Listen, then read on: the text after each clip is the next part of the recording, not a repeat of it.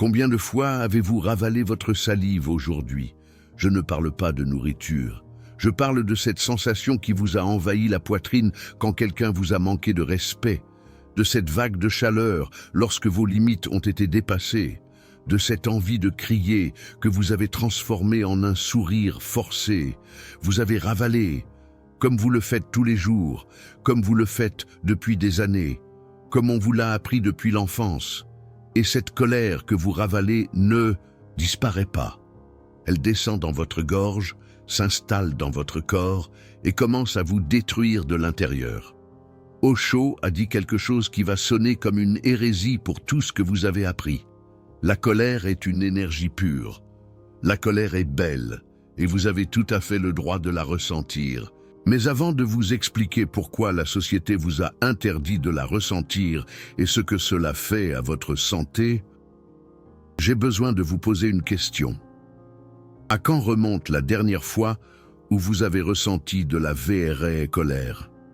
Pas une irritation contrôlée, pas une frustration polie, de la colère, celle qui fait trembler votre corps entier, celle qui vous donne envie de détruire quelque chose, celle que la société vous a enseigné être un péché, qui est laide, qui est primitive, qui est inacceptable. Si vous ne vous en souvenez pas, ou si le souvenir vous remplit de honte, vous devez écouter ce qui suit. Osho a dit « Mon enseignement ne porte pas sur le contrôle de soi ou l'autodiscipline.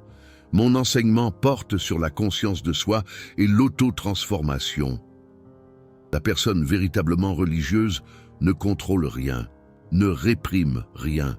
Si vous êtes véritablement religieux, vous essayez de comprendre, pas de contrôler. Avez-vous lu cela attentivement?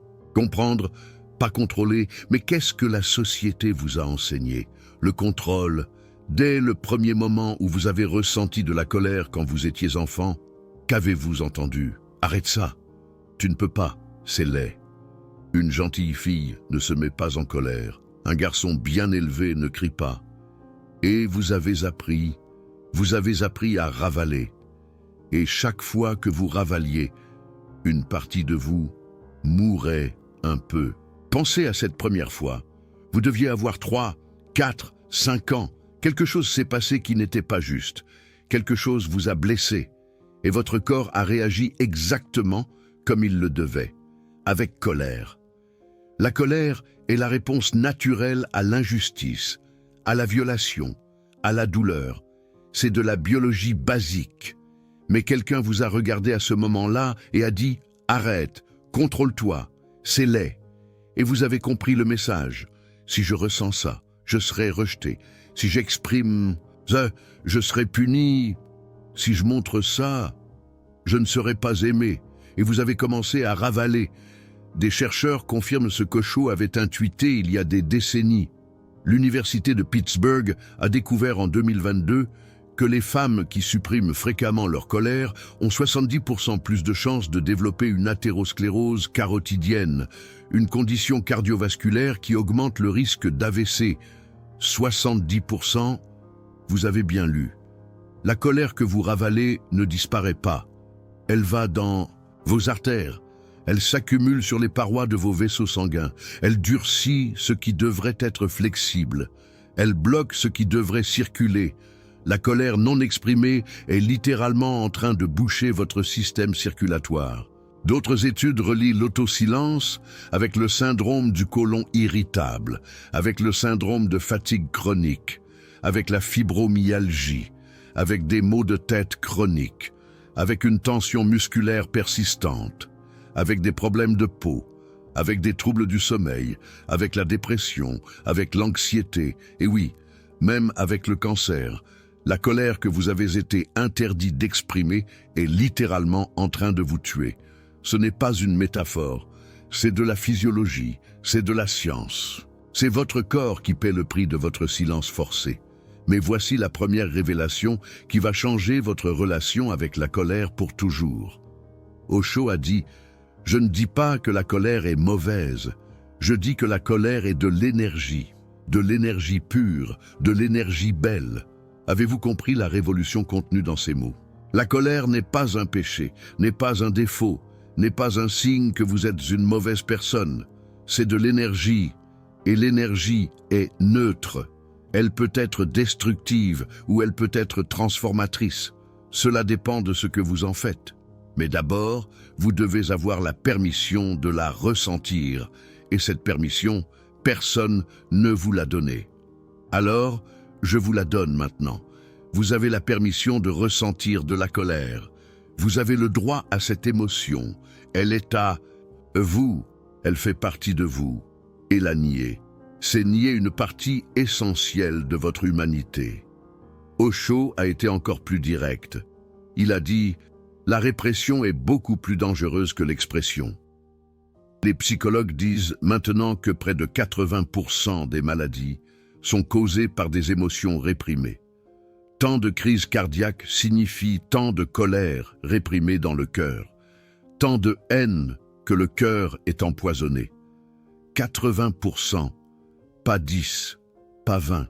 80% des maladies viennent de vous qui ravalez ce que vous auriez dû exprimer. Votre corps n'est pas une poubelle émotionnelle. Votre corps n'a pas été fait pour stocker la colère, la peur, la frustration, le ressentiment. Mais c'est ce que vous faites, chaque jour, chaque semaine, chaque année, en remplissant votre corps de déchets émotionnels et en vous demandant ensuite pourquoi vous êtes malade, fatigué, déprimé. La société a créé un piège parfait. Elle vous a dit que la colère est un péché, que les bonnes personnes ne ressentent pas de colère, que les personnes spirituelles ont transcendé la colère. Et vous avez cru, vous avez essayé d'être cette personne bonne, spirituelle, évoluée, qui ne ressent jamais de colère. Mais savez-vous ce qui s'est passé? La colère n'a pas disparu, elle est allée à la cave, à l'inconscient. Et là-bas, dans le noir, elle a grandi, s'est nourrie, s'est multipliée, s'est transformée en quelque chose de bien pire que la colère originale. Osho a expliqué avec une clarté brutale, si vous réprimez la colère, elle va dans votre inconscient. Vous devenez de plus en plus empoisonné. Ce n'est pas sain. Cela va vous rendre névrosé tôt ou tard. Et un jour, la colère accumulée va exploser et cela sera beaucoup plus dangereux parce qu'alors, ce sera absolument incontrôlable. Vous connaissez cette explosion, peut-être l'avez-vous déjà vécue. Cette fois où vous avez dit des choses que vous ne vouliez pas dire. Cette fois où vous avez agi de manière disproportionnée à une offense minime. Cette fois où vous avez détruit une relation à cause d'une goutte qui a fait déborder un océan de colère accumulée. Cette fois où vous vous êtes profondément repenti ensuite, sans comprendre d'où tant de fureur était venue. Maintenant, vous comprenez. Cela ne vient pas du moment. Cela vient de décennies, de milliers de moments ravalés, d'une vie entière de silence forcé. La société ne vous a pas donné la permission de ressentir. La société vous a donné la condamnation. Osho a décrit cela parfaitement. La société vous enseigne le contrôle et la condamnation, parce qu'un enfant ne va contrôler que s'il sent que quelque chose est condamné. La colère est mauvaise, le sexe est mauvais. Tout ce qui doit être contrôlé doit paraître un péché pour l'enfant, paraître mauvais, une condamnation profonde entre sur tout ce qui est vivant. Tout ce qui est vivant. Avez-vous entendu ça? La colère est vivante. La colère est énergie vitale. La colère est la preuve que vous fonctionnez encore, que vous répondez encore, que vous êtes encore vivant. Quand vous tuez la colère, vous tuez une partie de votre vitalité. Vous devenez moins vivant, moins présent, moins capable de répondre au monde. Et cela a été fait intentionnellement. Parce que les personnes vivantes sont difficiles à contrôler.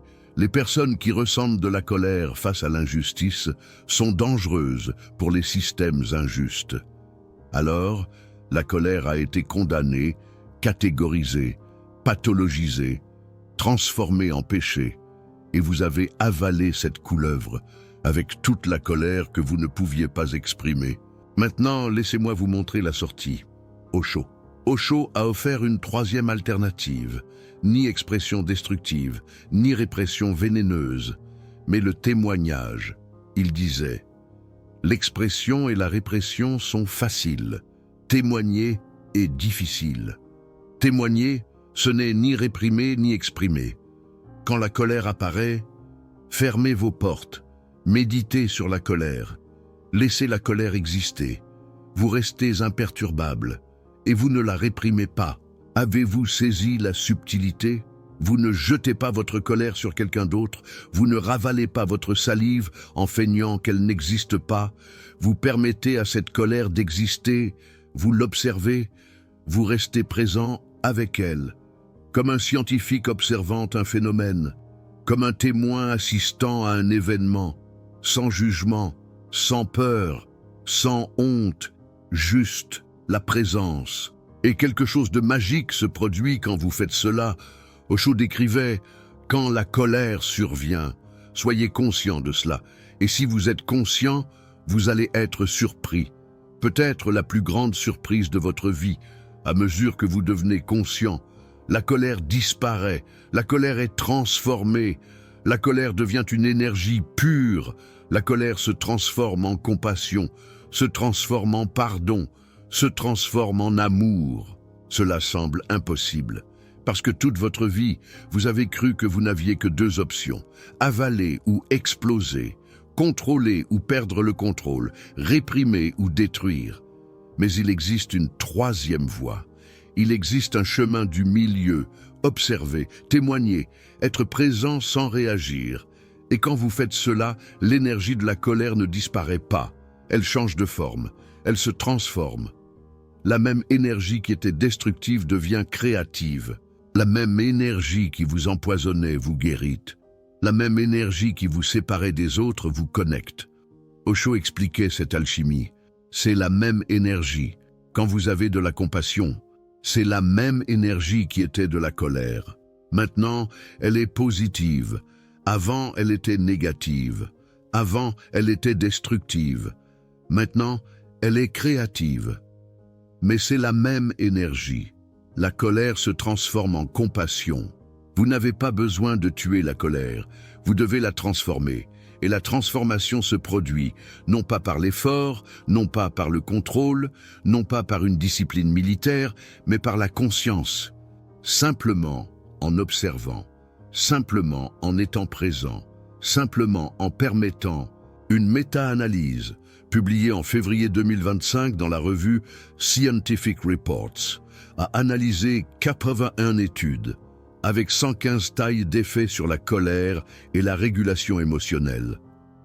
Le résultat a confirmé ce qu'Osho enseignait, une association constante et positive entre la colère et la suppression, une association constante et positive entre la colère et la rumination. Plus vous essayez de supprimer, plus vous ressentez de la colère après, plus vous ruminez sur les offenses passées, plus vous accumulez de la colère.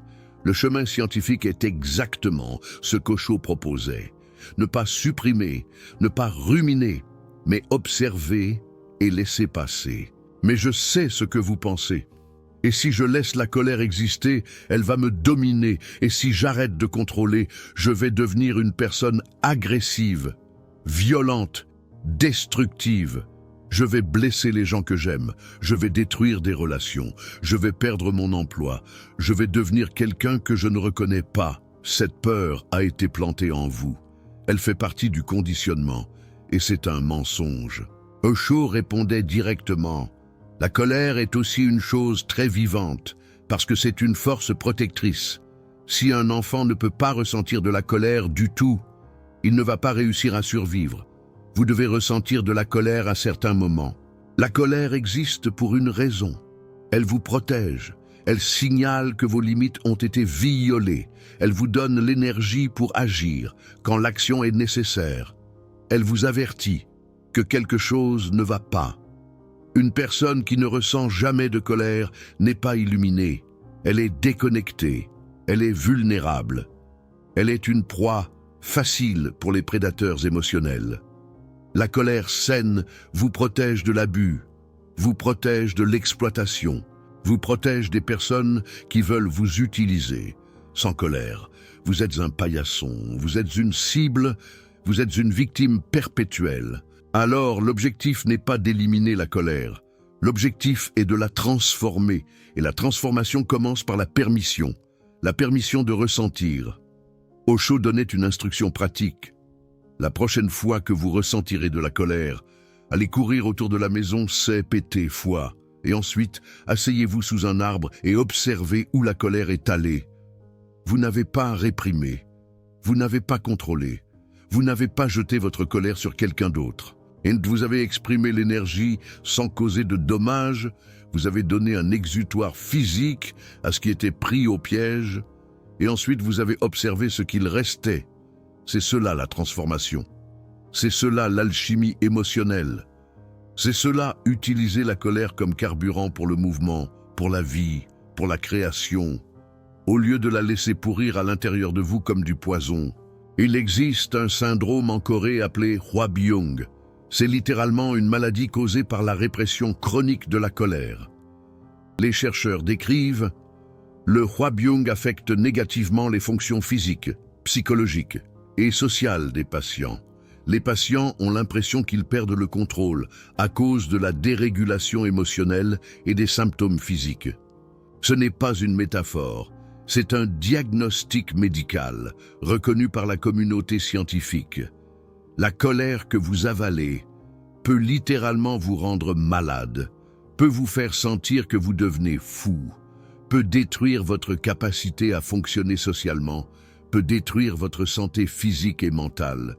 Et tout cela parce que quelqu'un vous a dit que ressentir est un péché. Osho a écrit un livre entier à ce sujet, Emotional Wellness, Transforming Fear, Anger and Jealousy into Creative Energy. Le titre dit « Tout », ne pas éliminer, transformer, ne pas réprimer, transmuter. La colère n'est pas votre ennemi. La colère est une matière première. C'est une énergie brute qui attend d'être travaillée.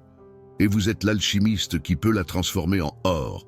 Mais vous devez d'abord arrêter de la traiter comme des déchets. Osho enseignait aussi sur le tantra, qui a une approche complètement différente des religions traditionnelles. Il disait « Le tantra dit d'exprimer le négatif et de permettre le positif. Si la colère vient, ne la réprimez pas. Si l'agression vient, ne la réprimez pas. » Le tantra ne dit pas « allez tuer une personne ». Mais le tantra dit qu'il existe 1001 façons d'exprimer des émotions réprimées. Vous pouvez aller au jardin et couper du bois. C'est cela le génie. Vous ne niez pas l'énergie. Vous ne feignez pas qu'elle n'existe pas. Vous la canalisez, vous la transformez, vous l'utilisez de façon à ne blesser personne, mais aussi à ne pas vous empoisonner vous-même. Et voici quelque chose que peu de gens comprennent sur la colère et la spiritualité. Beaucoup pensent que les personnes spirituelles ne ressentent pas de colère, que l'illumination signifie transcender toutes les émotions négatives, que plus vous êtes évolué, moins vous allez ressentir de la colère. Osho a détruit cette illusion. Il a dit que même Jésus a ressenti de la colère quand il a expulsé les marchands du temple. Même Bouddha a ressenti de l'indignation face à l'injustice. La différence n'est pas qu'il ne ressentait pas. La différence est qu'il n'était pas dominé par ce qu'il ressentait. Il pouvait ressentir sans se perdre. Il pouvait exprimer sans détruire. Ils avaient la maîtrise, pas l'absence. Cette distinction est cruciale. La maîtrise, ce n'est pas tuer la colère. La maîtrise, c'est pouvoir l'utiliser quand c'est nécessaire et la relâcher quand elle ne sert plus, comme un outil, comme un feu que vous pouvez allumer et éteindre. Pas un incendie qui vous consume et que vous ne contrôlez pas. La personne qui a ravalé sa salive n'a pas de maîtrise, elle a peur, elle a une bombe à retardement à l'intérieur d'elle qui peut exploser à tout moment. La personne qui transforme a la liberté. Elle peut choisir comment répondre au lieu de réagir automatiquement. Les recherches en neurosciences confirment que les émotions réprimées affectent directement le système immunitaire. Une étude de 2019 a trouvé une connexion entre la répression émotionnelle et une fonction immunologique diminuée. Si votre système immunitaire ne fonctionne pas correctement, vous tombez malade plus souvent et vous vous rétablissez plus lentement. Alors la colère que vous avez ravalée sa salive n'affecte pas seulement votre cœur et vos intestins, elle affaiblit votre capacité basique à lutter contre les maladies.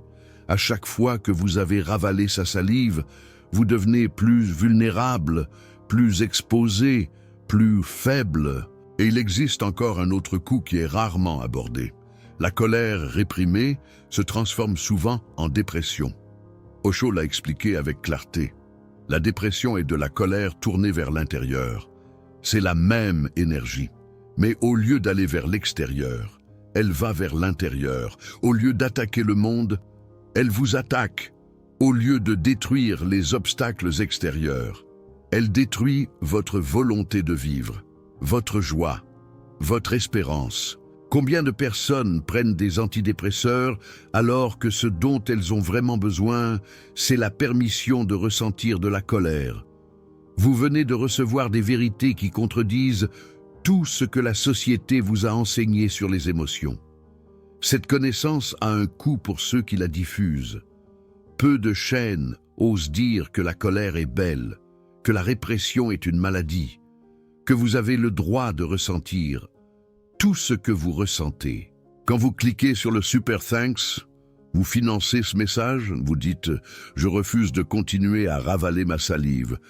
Je choisis la conscience plutôt que la conformité. » Cette chaîne existe pour ceux qui arrêtent de faire semblant. Et chaque Super Thanks garantit que ce message continue d'arriver à ceux qui ont besoin de l'entendre. C'est un peu comme donner une pièce à Sainte Rita, la sainte patronne des causes désespérées. Maintenant, passons à la pratique. Que pouvez-vous faire à partir d'aujourd'hui pour arrêter de vous empoisonner? Premièrement, donnez-vous la permission. Maintenant, à cet instant, dites-le à voix haute si vous le pouvez. J'ai la permission de ressentir de la colère.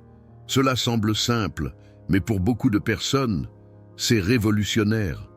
Vous avez passé des décennies à entendre que vous ne pouviez pas.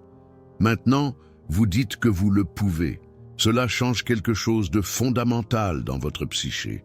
Cela commence à défaire le conditionnement. Deuxièmement, identifiez où la colère se trouve dans votre corps. Quand vous sentez de la colère, où apparaît-elle? Dans la poitrine, dans la gorge, dans les mains fermées, dans l'estomac noué, dans la mâchoire serrée. Chaque personne a un schéma. Apprenez le vôtre. Parce que quand vous savez où la colère demeure dans votre corps, vous pouvez l'observer avant qu'elle ne vous domine. Vous pouvez dire « Ah, la voilà !» Et cette observation, en soi, est déjà transformatrice. Troisièmement, créez un rituel de libération. Je ne parle pas d'attaquer les gens, je parle de bouger l'énergie. Ça peut être courir, comme Osho l'a suggéré. Ça peut être frapper un oreiller de toutes vos forces. Ça peut être crier dans un endroit isolé où personne ne vous entendra. Ça peut être danser furieusement jusqu'à transpirer. Ça peut être écrire tout ce que vous ressentez dans une lettre que vous brûlez ensuite. Le format n'a pas d'importance. Ce qui compte, c'est de donner un exutoire physique à l'énergie qui est piégée. Votre corps a besoin de bouger ce qui est stagnant. Donnez cette opportunité à votre corps régulièrement. Quatrièmement, arrêtez de rationaliser. Quand la colère survient, votre esprit commence immédiatement à justifier ou à condamner. Il dit « Vous avez raison d'être en colère parce que cette personne est horrible ». Ou il dit « Vous ne devriez pas être en colère parce que c'est idiot ». Les deux sont des pièges. La colère n'a pas besoin de justification. Elle est simplement. Quand vous arrêtez de rationaliser, vous pouvez simplement ressentir. Et ressentir est la première étape vers la transformation. Cinquièmement, observer sans juger. C'est la pratique la plus difficile et la plus puissante. Quand la colère apparaît, ne faites rien, ne réagissez pas, n'exprimez pas, ne réprimez pas. Observez seulement. Où est-elle? Comment se déplace-t-elle? Quelle est sa texture, sa température, son intensité? Observez comme un scientifique observe un phénomène, avec curiosité, pas avec peur, avec intérêt, pas avec honte. Osho a dit, on ne peut pas être en colère avec conscience. Quand vous êtes réellement présent, la colère se dissout naturellement. Pas parce que vous l'avez tuée, parce qu'elle s'est transformée. C'est signe que vous êtes en train de transformer au lieu de réprimer. Premièrement, vous pouvez ressentir de la colère sans honte. La colère apparaît, vous la reconnaissez, et vous ne vous attaquez pas pour cela. Deuxièmement, vous pouvez exprimer votre mécontentement de manière claire sans exploser. Vous n'avez pas besoin de crier pour être entendu. Vous n'avez pas besoin d'attaquer pour être respecté. Troisièmement, votre corps se relâche plus facilement. La tension chronique qui venait de la répression commence à se relâcher. Quatrièmement, vous arrêtez de ruminer sur les offenses passées. La colère vient, vous la traitez, elle s'en va. Elle ne tourne pas en rond pendant des jours, des semaines, des mois, des années. Cinquièmement, vous pouvez établir des limites sans culpabilité, dire non quand c'est nécessaire, protéger votre espace, honorer vos besoins. Sixièmement, vous ressentez plus de compassion. Cela semble paradoxal, mais c'est vrai. Quand vous arrêtez de réprimer la colère, vous arrêtez de la projeter sur les autres.